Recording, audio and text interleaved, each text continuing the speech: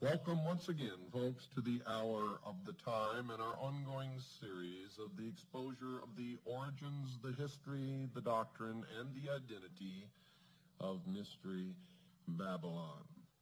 I'm William Cooper. Many of you have written letters and asked, how does one get into the mystery school since no one ever hears anything about it?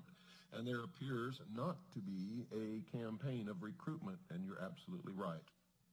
In our research, we have found the requirements to be simple. Be of sound mind and body, have a sincere desire to be illumined, and simply knock up on the door.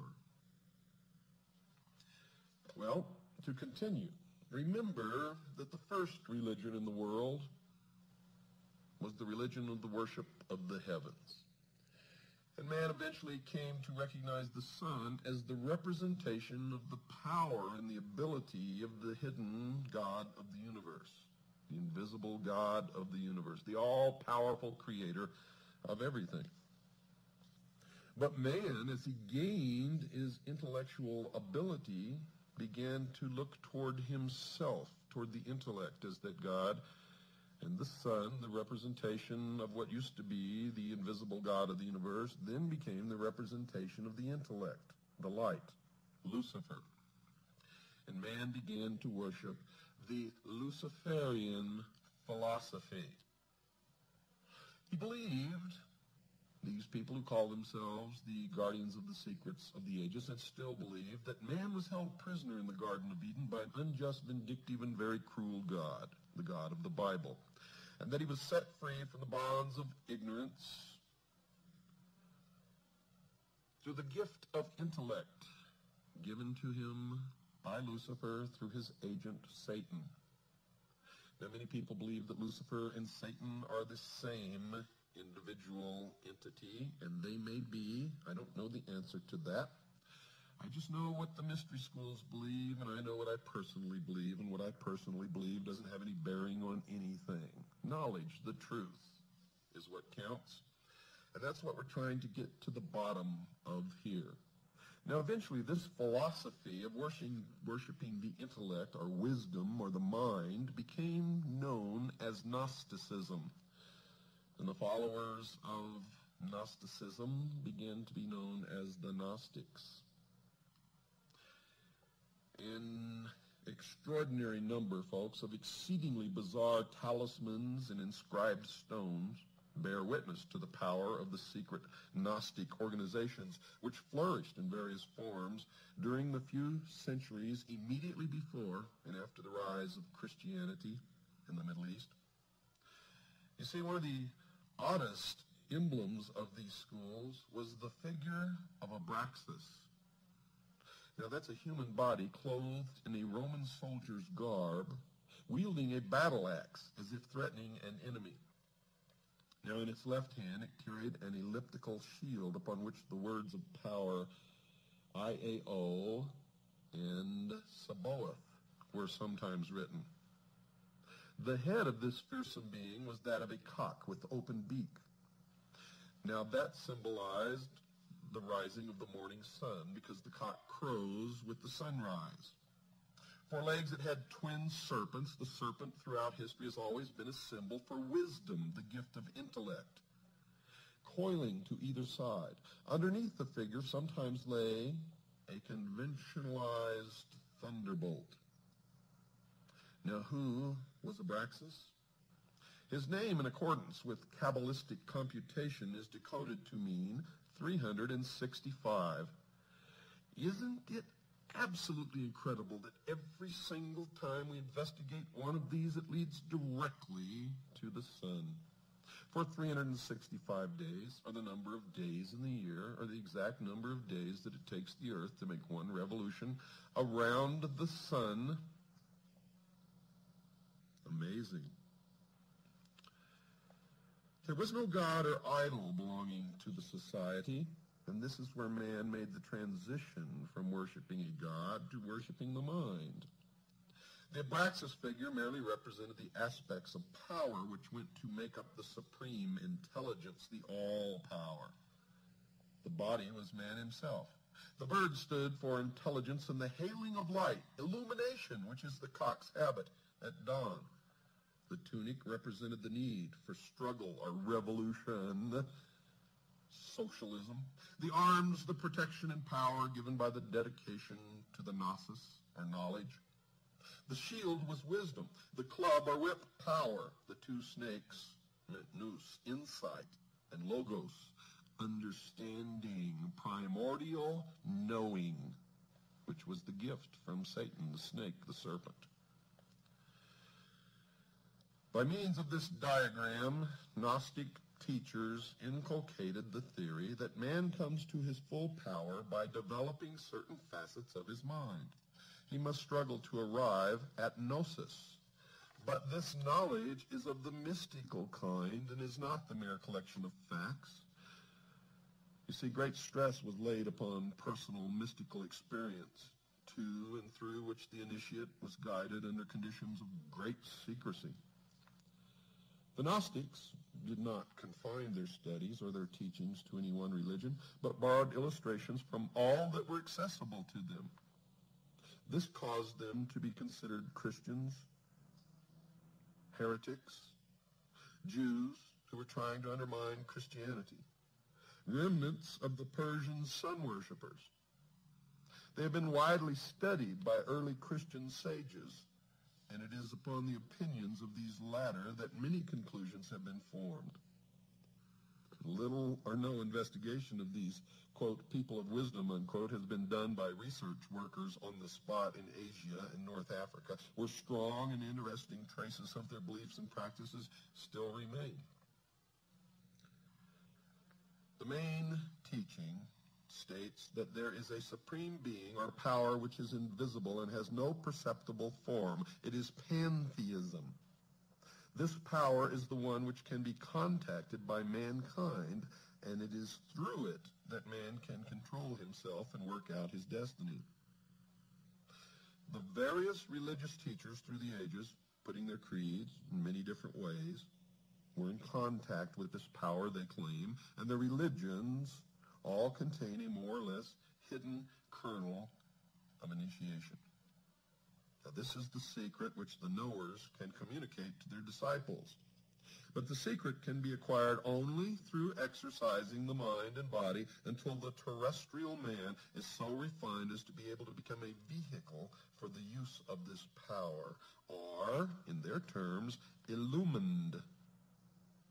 Eventually, the initiate becomes identified with the power, and in the end, he attains his true destiny as purified personality, infinitely superior to the rest of unenlightened mankind, to the state of apotheosis, where he himself is God.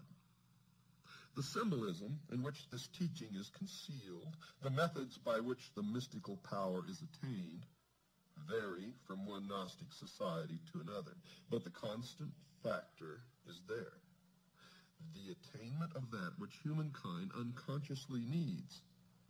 You see, the Gnostic claims that within every man and woman there is an unfulfilled urge which cannot be given any proper expression in the normal way because there is no social means by which it can be fulfilled. This feeling has been put into man in order that he may seek the fulfillment which the Gnostics can give him. His search for completeness in love, trade, professions, theology is vain and unsuccessful. The theories of the various schools, folks, of Gnosticism with which the Christian clerics came into contact are very much secondary to the rituals and practices which are used to produce the gnosis, the enlightenment, the illumination. This has not been fully understood by too many people who devote much space in trying to work out the beliefs of the knowers by a perusal of their writings or by reports which have been given them by others. Simply, folks, because they do not understand the symbolism. It is not clear to them. It is veiled. It is the esoteric wisdom. What were and are the Gnostic practices? Well, first, discipleship, and the inculcated belief that the initiate must struggle, must devote himself as much as possible to the identification with the power which inspires all. Secondly, there are two kinds of men: those who are bound to the earth and to matter, and those who can refine themselves. It is from the latter class that aspirants are chosen. They claim. In every instance that we've investigated, they may choose them from the latter class, but they all end up in the first. Thirdly, the methods by which the divine illumination may come are many and varied, and it is the province of the teacher to choose which path he will give to his disciple to follow. Some Gnostics believe that frenzy and excitement would produce the necessary liberation of the mind from the fetters of the body. Remember the Sphinx? Others consider that this could be done best by fasting and meditation. Present-day Gnostic practice in the East has it that different methods suit different temperaments. And this could be one cause for the historical confusion as to which branch of heretics practiced what. The Gnostics believed themselves to be intellectual aristocrats. Their knowledge was only for the few who were ready to receive it, and that's why they do not recruit. You must knock at the door, and you and only you know when you're ready to receive it.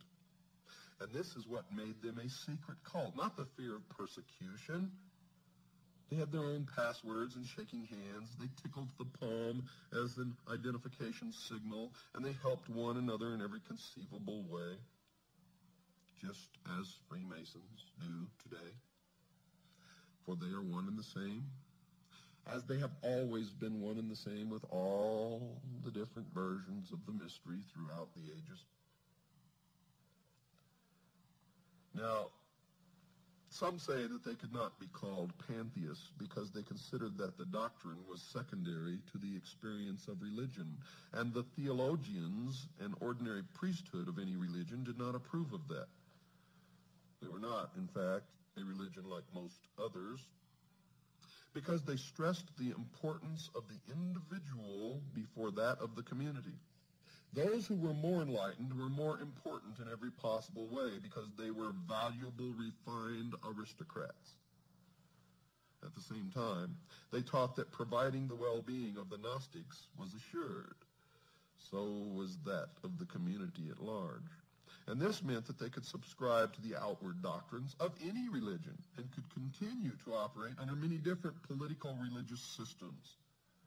Gnosticism profoundly influenced men's minds, even in Europe, up to and after the Middle Ages, and its basic way of thinking is probably an underlying factor in other secret societies whose members would be surprised to know it, because the pyramidal organizational structure of the membership of these organizations means that nobody below the top, the very top, really knows anything of the true religion and goals of the society to which they belong. And so these people could truly be said to be the greatest group of followers and fools in the history of the world. For they think that they are illumined, but in fact, they are never given any real secrets, and only those at the top truly know what is really going on. Terrible obscenities and other crimes have been laid at the door of the Gnostics by the early ecclesiastical writers, although there is little doubt that some of them did believe in mass ecstasy. It seems unlikely that their secrets were well enough known to enable the commentators to assess them. And in most cases, whenever the commentators tried to assess them, they were assessing the exoteric, or the appearance, but not the esoteric, or the real truth of the object of the worship of the Gnostics. The belief that certain special men could control their destiny and obtain extra powers through dedication to Gnostic practices meant that inevitably there was a belief in magic. Remember on previous shows we discussed that belief in magic? Magic is real, folks. I have seen it work. It is not to be played with or laughed at or scoffed about.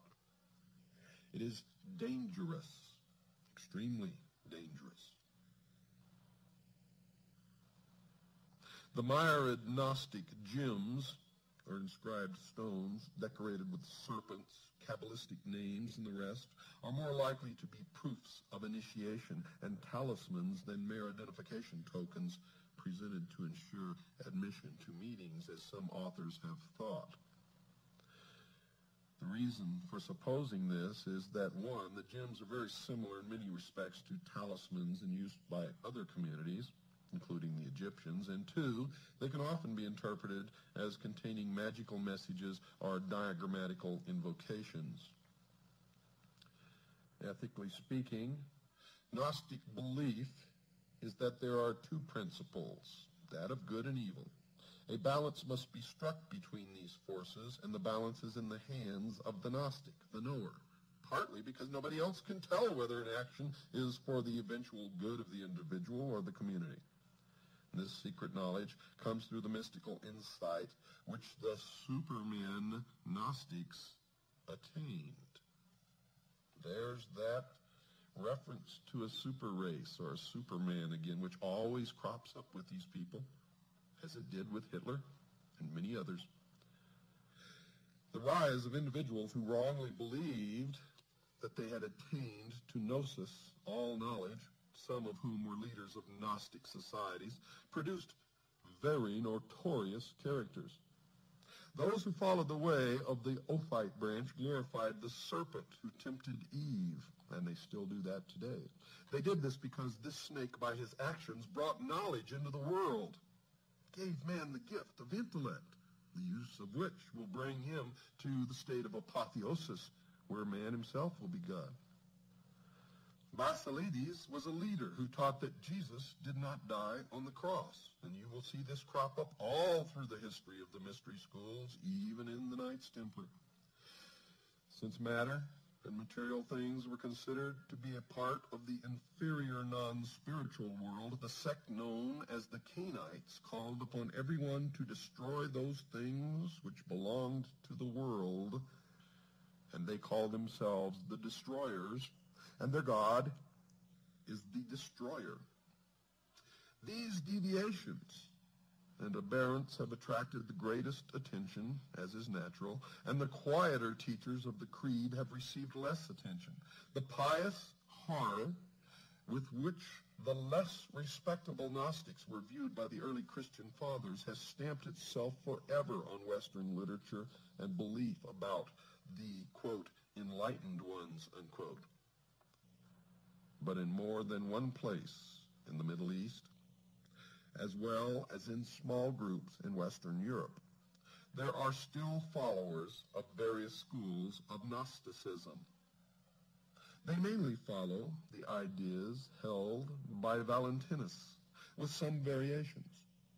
And this school teaches its initiates that matter is more evil than good, that man must be purified by mental concentration, that after death, man will rejoin that from which he has been severed and will be unified with those whom he loves in the great intelligence.